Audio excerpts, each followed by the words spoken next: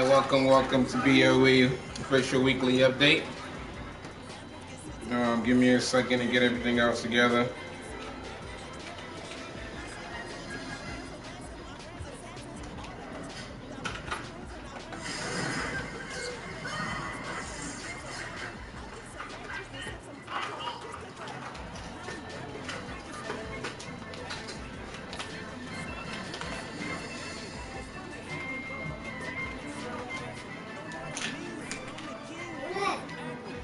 First of all, thank you to everybody watching. It's been a while. And I've been busy. But give me a second. I'm trying to quickly get some stuff together, and then I'm gonna go dive straight into the update. What I just do?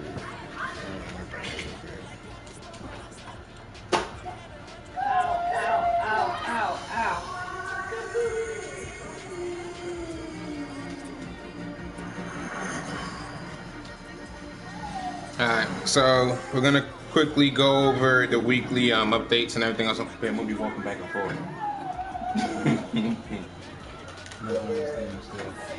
So we're gonna quickly start off with first of all, a congrats to everybody from having a great season. We had maybe 1 or 2 hiccups throughout the season. All the situations were taken care of, so congrats to the league for that. I appreciate it. Next, we're gonna go dive straight into the weekly matchups. If you played already, don't worry about it. If you haven't played yet, just keep watching. Alright, bet. So right off the bat, league schedules. So we have a great game this week. Actually, it's gonna be Abolish and Oakland Raiders versus Ball and the Kansas City Chiefs. This is a divisional game, AFC West showdown. It's going to be going down an Arrowhead. Both competitive users. Should be a great game. Look forward to it. Good luck to both of you in that. Next game on the dock, we have Drake and the Pittsburgh Steelers going into Buffalo versus Claire. Should be it's a nice conference battle. Should be a good game. Good luck to both of you. Look forward to it. This game was already played. It looks like the Broncos, D1 and the Broncos just clearly came into Tennessee.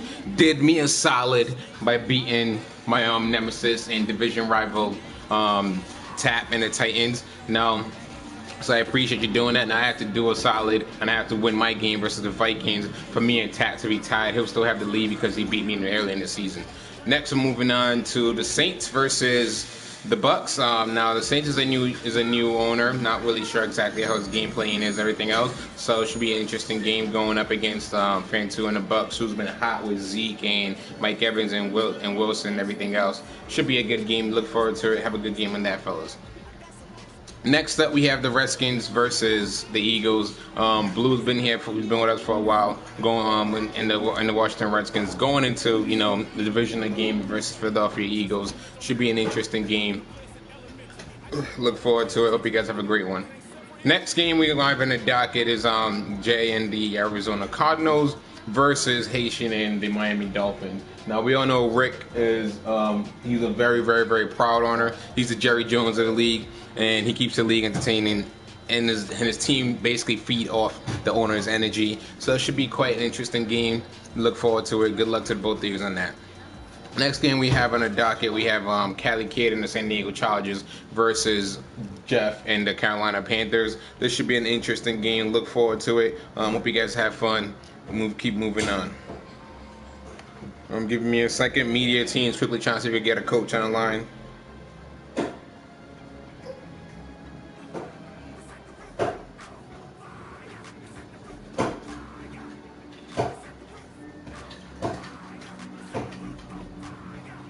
Alright, so moving across while we wait to see if we get any updates from anything else like that. So we're going to be moving next on the docket list. We have Poison and the Cincinnati Bengals going up against O and the Cleveland Browns. Nice divisional game. Should be a nice battle. AFC South. Let's see what happens in that battle. Like I said, anything can happen in a dog pound. keep us excited. Look forward to that. Have a good game, fellas. Next game on the dock, we have D-Mac and the Bears going up against Word and the Lions. Now D-Mac and the Lions are both great user skills. Should be a great game. I look forward to seeing who comes out of this game. Another divisional game. Is D-Mac gonna go into Detroit and make Detroit bow down, or is the Lions gonna eat the Bears and show you really how to hibernate? Next on the dock, we have the the Houston Texans versus the Indianapolis Colts. Another divisional match. Should be an interesting game. Both users a little bit hard to reach, so hopefully they can get this game set up and they can both play each other. Next game on the dock. This is a very, very interesting game for myself personally. I'm biased on it because I'm the Jags. So we have Marquise and the Vikings coming into Jacksonville, where we desperately need a win to tie the league with our divisional rival Titans. And the Vikings are looking to continue their streak and keep getting the job done. You can't. It's too full. You gotta take some stuff out. I can't close it. I can't push it down. See? It's too full. You gotta take some stuff out of it. If you wanna zip it up, you gotta take some toys out. You're not gonna be able to close it. You gotta take some stuff out. There you go. Now you can close it. Are you really gonna be yelling because you? Talia, look. You can't fit everything in here. Talk to mommy. Your purse can't fit everything in it. Here, take it to your mom. She wants to close her purse, but she wants to stuff like a whole bunch of toys in there. Alright. We have a quick commercial break of trying to fix my daughter's purse. But back at it, like I said, so it should be an interesting game. We have the Vikings going to Jacksonville. Both teams desperate and needing a win to keep their playoff hopes alive. Vikings is leading the division at 9-5, I believe, or 9 and something, 9-3. I don't know, I can't recall. While I'm sitting at 7-5, should be an interesting game. Look forward to it. Look forward to playing you and hope we have a great match. And I hope I come out on top. That's the main thing. Next, bye. So. Next game we have on the dock, we have the Jets versus the San Francisco 49ers. Now this game right here, you have Big Ons versus KC. Now both these owners are a little bit hard to reach, so I'm hoping they both get this done and get this game out the way.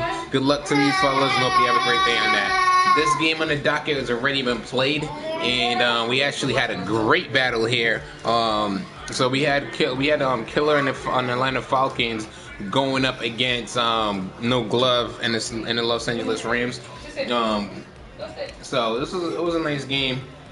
Atlanta was able to not take care of being away and taking care of the advantages that they could have had from having an extra week rest. And they end up losing 3-17, and the Rams was able to keep their playoff hopes alive while playing without 3 of the top players in each perspective.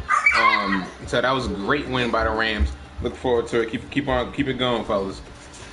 Next game on the docket, we have Forever and the Seahawks going up against Matt and the Green Bay Packers. This should be a quite interesting game because Forever has been in the league forever, and he's going to great owners, going up against a new owner who was still, he's recently bought the team. Everybody's still filling him out, seeing how it goes. And the Packers is no easy place to play. So good luck to you both, and hope you have a great game.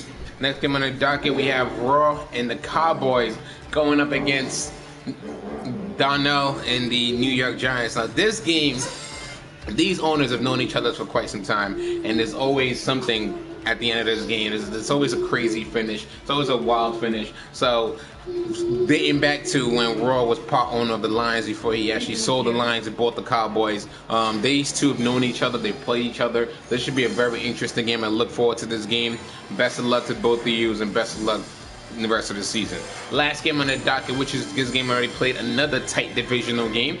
We have Grant and the Baltimore Ravens going up against playing the New England Patriots. The Ravens came into this game needing a win, but they fell short to the Patriots, falling 13-16. The Pats is a new owner, and he's establishing himself well with a first victory in the league. Good luck to both of these for the rest of the seasons. Now, what we all been waiting for, awards before we get into playoffs. So let's dive straight into the awards and see who's leading and what needs to be done for you to get your name back up there in the awards. So we're gonna go straight into our awards first. Let's see. So we're looking at awards. So right now, the MVP of the league, the number one leading is Train Ajayi from Rick and the Miami Dolphins, followed by Russell Wilson from Forever and the Seahawks, followed by Ezekiel Elliott from Fan 2 and the Bucks, and then followed by Blake Bortles from myself and the Jags. Like, if you guys been here for a while, you know, only do the top 3, top 4 plays. I don't go down into everything else. It's so much work. So those are your top 4 leading MVP votes right now. Coach of the year is, as of right now, going into Jeff and those tough Chiefs. Should be an interesting finish the season, how it goes, because Forever and Coach BG's right behind him, followed by Jay Gruden and the Redskins, followed by Torrey Holt of the Rams. Interesting finish there. We're going to go straight into the AFC. So the offensive player keeping up with his MVP votes is Jay Ajayi leading the pack, followed by Latavius Murray from Abolish and the Raiders, followed by Jamal Charles from Coach Jeff, and your number 4 is actually LeGarrette Blount. That's not snow. That's just a little blow. I know it's a little blow, but it's not gonna stick. I highly doubt it's gonna stick. Followed by LeGarrette Blount and the Pats from Matt. All right. Next, we're moving on to the defensive players of the year. So right now, if you haven't been paying attention to the league, Jeff is one of those users you do not want to throw up the middle on, and we have, for the first time, fellas, Ramik Wilson.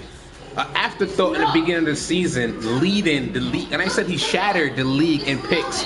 With 3 more weeks left in the game, the guy has over 18 interceptions of the season. And the man fighting him for that number 1 spot is his fellow teammate Eric, the playmaker Berry, at 16 picks. That is ridiculous to have the top 2 picks record-wise in the league from the same team. That's a great defense there. Next on the list, we have Von Miller and Mr. Sack Dance. You know how Von gets down. He gets the job done. Coming in 3rd right now. Next, we have Devin McCourty, the twin, on the other side of the Twin River that did the dog jump in the back of this deep safety end, leading the way for defensive players of the year. Next, we're going to go into offensive rookies. This is where you make your name in the league in your first year. We have the pack leading the way with Braxton, the strong arm Lynch, going up at number 1. Then we have Will to the speedster Fuller at number 2. We have Cody to the cool Kessler at number 3. And Tyreek to the Blades, you can't catch me because I'm too fast for you, at number 4. Look forward to how that finish, and let's see how it goes. Next, defensive rookies of the year. This is, like I said before, you a rookie. This is how you get yourself on prime time. On better words, Stars time, Mucker Boy. Let's see. Let's go off the bat. Let's go. Number 1, we have Yannick Nagaho. If I butchered your name, young man, I apologize. From the Jaguars. The coach is coaching him up well there. Keep it up. Then we have Xavier Howard, the corner from the Dolphins, and Coach Rick and owner Coach Rick and the rest of the Miami. I know they're coaching him up well there. Then we have Jalen to the I play all over the field Ramsey leading at number 3. I know he's getting coached out there. And then we have Kamal Kruger-Hill. This guy's really a hybrid safety linebacker, gets the job done, leading in the top 4. Next, we're going to go straight into the quarterbacks. And now if you want to make a name yourself in this league, the quarterback got to know how to play. Now, there was a crazy trade that happened in the middle of the season when we had owner Raw, after the years that Tony Romo has established as a Cowboy legend, we all know he's going to be, decided to grow with Doc and trade Romo to the other conference in the AFC. And since then, the man has blazed up the league. Romo, cool guy, clutch, who knows, has been blowing up the league and leading the league right now with only 1 loss in their name. And doing it well for the Chiefs and that stingy defense. What a trade. Next on the list, we have Blake Bortles doing his job. Inconsistent. Might trade him in the offseason. That's the rumors that's been going on with the owner. The owner's been hearing that they might trade him. They tired of him. The new owner came in, didn't really draft him. Not sure how he feels about him. He's been overthrowing guys, overthrowing picks, turning the ball over. So who knows what happens there. We'll see what happens at the end of the season. But as of right now, he has been on the block since week 3 as far as we're concerned. Then we have Tom to the GOAT, to the legend Brady. I'm biased, as you all know. Even though I own the Jags right now, my heart will still forever bleed blue, red, and white, Patriots. But we have Tom Brady at number 3, leading the way. Now, like I said earlier, Paxton Strong Arm Lynch is at number 4 right now. trying to lead the Broncos to relevancy and keep them alive in the playoffs hope at 8-5. Should be an interesting finish to the season. Let's see how that goes. Next, we're going into your top 4 running backs in the league, and Jay to the trainer, Jai and Rick is still keeping it going. MVP leading, Offensive Player of the Year leading, and he is right here leading right here at running back of the year. My media team is getting a few buzzers, so excuse us for a second. We'll see what's going on with the media team. Okay, so it looks like the media team found a few updates here saying that Jai's actually got a day off from practice this week.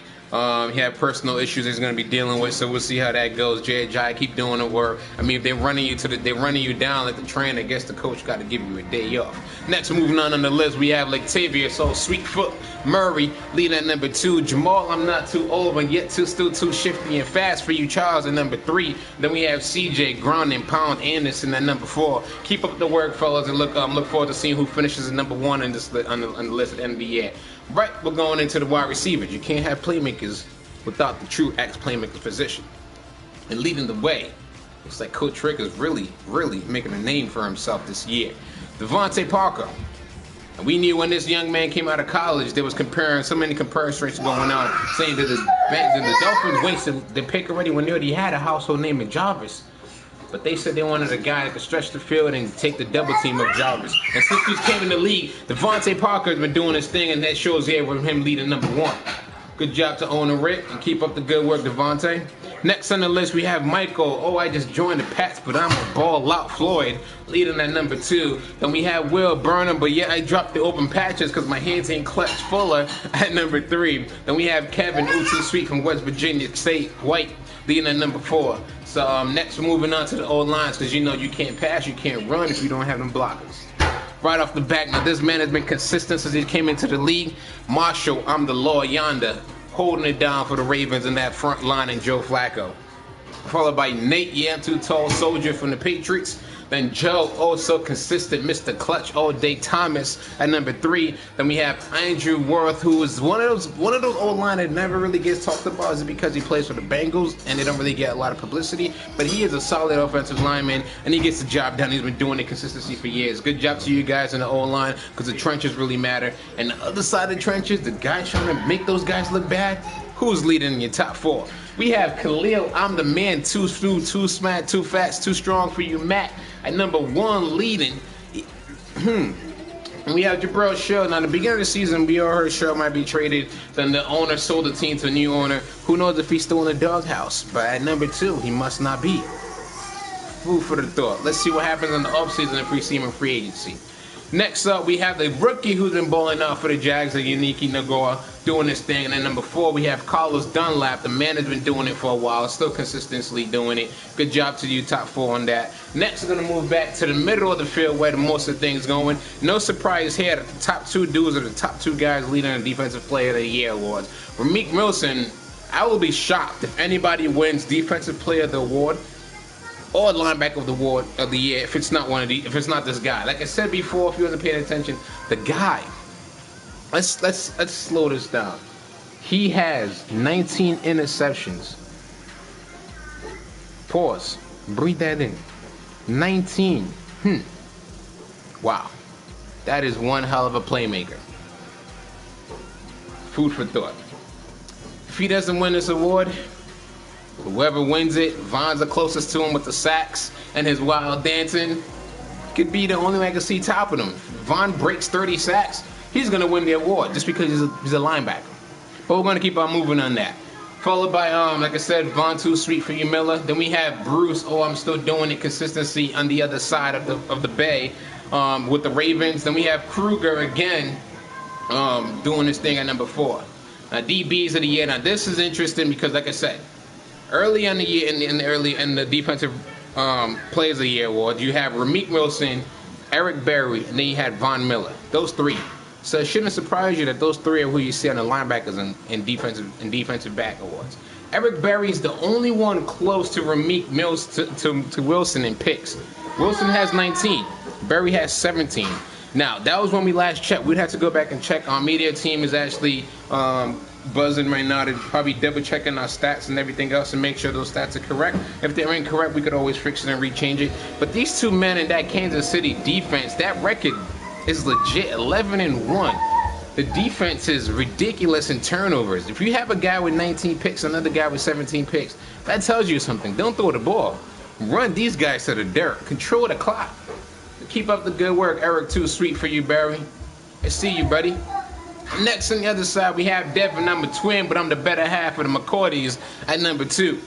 Then we have the rookie balling out from down in the south, Xavier Howard, doing his thing, shutting down one side of the field for the Dolphins defense.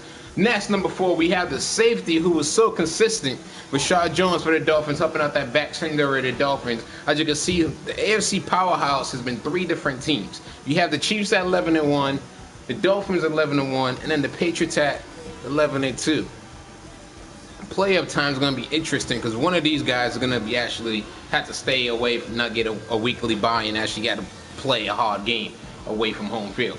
So we'll see how that goes. Kickers, yes, kickers, yes, kickers. They need love too, fellas. They need love too. And we have Nick, Mr. O, but yet still clutch folk leading at number 1 with big odds in the Jets. We have Andrew Franks. It looks like I said, owner Rick is everywhere in these awards at number 2. Then we have Stefan, Mr. Clutch Gostowski at number 3. In the end of the line, the top 4 is Career Santos from that also strong defense ball and the Kansas City Chiefs. That concludes the AFC side of the awards. Now let's go back to the other conference, the NFC, and see who's doing so sweet in there. Right off the bat for the NFC, we're going to start it up a little bit different. We're going to start off the kickers first, and we have Cape Fort Worth. Now, when they cut your boy, I missed the game-winning kicker, Blake, to the Walsh, because he was washed up. And they got this young guy, Kai. We was all a little bit lambing like, man, what are you doing? But right now, the young guy's been doing this thing. I mean, we call him young, he's old. But he's been doing this thing and leading the NFC with number 1. Next, you have the guy that just drove us so crazy with a second-round pick. No one has ever won a second round as a kicker till Mr. O, so old and yet so powerful, the Raiders. But yet, the Bucs shucked us all by taking Roberto in the second round. And this young man since been in the league has been, But yet we have him here at number 2. Keep on doing your work, young man. We'll see maybe at the end of the season you overtake Kai and take the top spot. Next at number 3, we have Patrick Murray doing his thing for the Bears. And then we're going to finish it out at Steven I'm still so consistent Oscar. So we're going to go into offensive players of the year on the NFC side. On the NFC side, for offensive player of the year, we have Russell Wilson. Like I said, Russell, Mr. I Got Sierra, so smooth. Wilson is chilling there at number 1 offensive player of the year in NFC. Then we have Ezekiel. Wow, check me out. Even I look like a... I ain't going to go there, Zeke. I ain't going to hate on you. Mr. Shirtless, Zeke. Keep running. Keep pounding. Keep getting the job done. He's a sleeper that might sneak up on you for MVP. Remember that, Jay. Watch out for that young man. Then we have Derek D. Train. Get in my way, you would get run up. Go over Henry. Leading the way at number 3. Then we have Todd Gurley. Doesn't want to be forgotten because this year we've been seeing Jay. We've been seeing Ezekiel. We've been seeing Derek Henry. Gurley said, don't forget, guys, I was the rookie that turned the league up. And I'm still here to come back and take my number 1 spot. Come on, continue doing what you guys are doing for those over there. Keep it going. Defensive side of the ball, like you said, defense win championship unless you play a strong offense. Going right into it. Kewan Alexander, the fast linebackers for the Bucs, has been busting balls since his first week of the team. From rookie year to his second year, this young man has kept his game going. He's been escalating at a higher level. He earns his top spot for defensive player of the year. At number 1. Then we have Rasheed Cleat, another unknown player from the Vikings, making his way known to the public. Rasheed Cleat doing his thing, been doing it well, and he's at number 2. And we have Richard, oh yeah, hate on me because I'm just a Sherman, I'm the man. At number 3 for the Seattle Seahawks. Finishing off the list, we have Sir Craven, and this man has been hybrided over linebacker to safety. Came out of USC and he's been balling for the Redskins since. Moving on. Offensive Rookie of the Year, we shouldn't be no surprise if we've seen them leading the Offensive Player of the Year. We have Zeke to the I'm so smooth, but yeah, I run and truck you by Elliott. Then we have Derek Train get in front of me and get run to go over Henry. We have Keith, yes, I'm fast, and I'm from Bama Marshall. Then we have Jared Goff. Now, this young man here has been hurt for 6 weeks, and yet he is still number 4. Think about that. He has been hurt. Let me rephrase that. He has been hurt for 4 to 6 weeks, and he's at number 4. What was he doing? Balling before he got hurt. That's what he was doing. Keep it up, Jared, and we'll see how you at the end of the year. Next, we're going on to Defensive Rookies of the Year, followed by Servant. You shouldn't be surprised that you seen the man was number 4 in Defensive Players of the Year, so don't be surprised you see him leading the Defensive Rookies of the Year. Keep it up, Sure Curvin, and we going on. Next, we got Kendall Fuller, another guy from that DC backfield. Kendall Fuller, who's been balling out. I personally know the man because I play with him here, living in Virginia, and I play ball with him and play flag football with him. So it's interesting to see him balling out in the league. I appreciate you. Keep doing the good work, and let's see how that goes. Maybe we could get a trade and send you over to Jacksonville. Who knows? We'll talk about that later. Next, we have Blake. Yes, I'm so smooth, and I might be the new linebacker for the Packers, not named Clay Martinez, doing his thing at number 3. And we have B.J. Goodson and rounded off with Donnell in the Vikings, and the Giants. All right, so we're diving into the quarterbacks, and shouldn't be surprised if you're seeing the man leading on the Offensive Player of the Year for the NFC, that he's going to be your number 1. Russell, I'm so smooth. I have Sierra Wilson leading your pack wave for number 1. And we have Jay. Yes, I can overthrow, but I'm still cutting Cutler and Clutch at number 2. Then we have Mr. Matthew. I'm the Motown Stafford at number 3. Finish off the round with Bree, Clutch, 5,000 every other season. And number 4. Moving on to running back. Zeke the Freak is number 1. Derek Train / run you over Henry at number 2. Tud, yes, I'm still smooth, and I got the total package Gully at number 3. And the man, the legend, Peterson, all day, every day, gets it done at number 4. Then we have going to the playmaker positions, because you can't have an offense without your playmakers. You know your playmakers get it done. And I won't be surprised if you see the man, the Julio, the Freak, the Alien at number 1. Oh my boy, that boy goes hard. At number 1, Julio, Freak of an Alien Jones. Now, he can't be outdone by this man right here. Oh, dog, catch him, throw him in the air, one-handed, grab him, because I'm just, kitchen net, bow down, throw my helmet. I still do what I got to do on the field at number 2. Then we have Doug. Yes, I'm clutch, and everybody forgets all about me balding, because I don't... Watch out for that young man. Because Doug, he balls. He just doesn't get talked about in the top 5 wide receivers like he should. Next on the list, we have Tavon, Too Fast for You, Austin. This man is they say he's a gadget. He's a running back. No, he is a playmaker. The man makes plays all over the fields and burns your defense if you want to man cover him, double cover him, triple cover him, tackle him. The man just run by you. He is too fast, Tavon. Keep on doing what you're doing, young man. Going on to the offensive line, because these playmakers can't make plays if these offensive line can't hold them. So the trenches is the one place you always want to win. And Trent Williams, he's been consistent since he's been in the league, leading the pack in the NFC. Followed by DeMar Docton from the Bucks. This man blew up from really nothing and came up and he's been doing this thing going up. Alex Mack was an interesting player for them because it was traded to them in the beginning of the year to try to balance that offensive line, and he's been getting the job done and doing what he got to do. Then we had Josh Sutton, who was picked up, and he's been balling for the Bears since then. Next goes into my favorite part, the trenches, where you have Robert, ooh, so smooth, Quinn. Even though I play with a freak named Aaron Donald next to me, I still get the job done, Quinn. At number 1. Then you have this man right here. This old man keeps the motor going. Khalil Campbell keeps it going, does his job when he has to do it, keeps it going, and be doing everything as Campbell. Then you have Cameron Jordan. Yes, D. Cameron Jordan. As you can say, there's a lot of Jordans. There's a Deion Jordan, the other Jordan, but he said, I am D. Jordan. And that gets it done for the Dome and the Saints. Then, like I said, this man earlier, we mentioned his name earlier, you double team the man, he beats you. You triple team the man, Robert Quinn beats you. What do?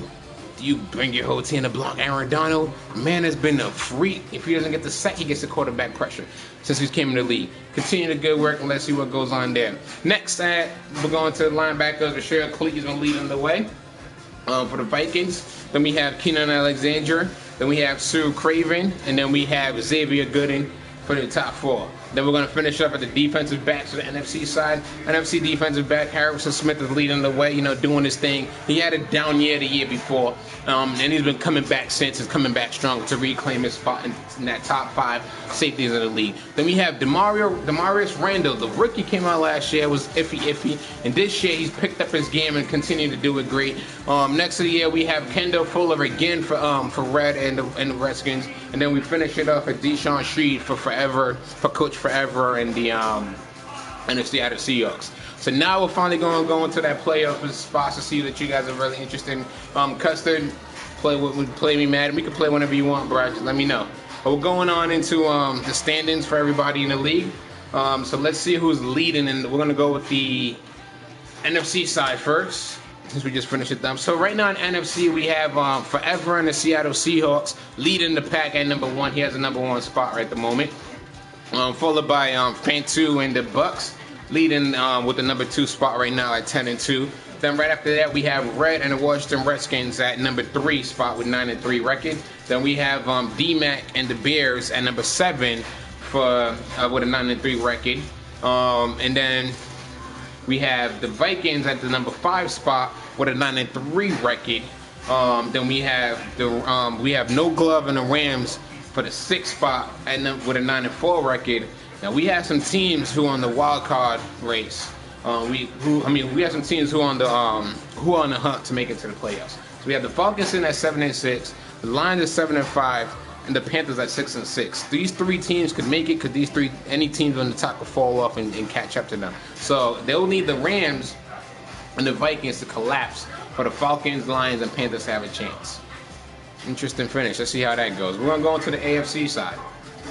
For the AFC, we have Jay Ajayi and Coach Rick leading the AFC conference with the 11-1 record, followed by that stingy defense in Arrowhead leading that and Ball and the Chiefs with 11-1 record sitting in the 2 spot. Then we have the Patriots, who just recently got a new owner, at 11-2 spot. Owner came into a winning culture. Let's see if we can continue that winning culture. Then right now we have Tap Out and the Titans in the number 4 spot with the 8-5 record. We have the Jags actually at number 5 spot with a 7-5 record. With a very, very crucial game this week going against the Vikings. And then the number 6 spot, in the last position in the playoffs right now, is the Broncos with an 8-5 spot. Now we have 4 teams in the hunt in AFC. Starting off with the Raiders, who are 7-5. Then the Bengals, who are 7-5, and then the Browns, who are 6-6. These 3 teams could fight for the playoffs if these last 3 teams fall off. So it should be an interesting finish. I look forward to it, fellas. Keep up the good work. This is BOE Weekly Update. You know I was done here. We get it done. Look forward to the rest of the league. Keep it going on. Keep it fun. Keep it sim. Play, ball out, do what you gotta do, fellas. And that's the end for weekly conclusion and your playoff view. Check it out. Follow on either on the YouTube channel, hit the subscribe button because we do this all the time, and also follow on IG because we do other things. Enjoy. Hope everybody has a blessed day.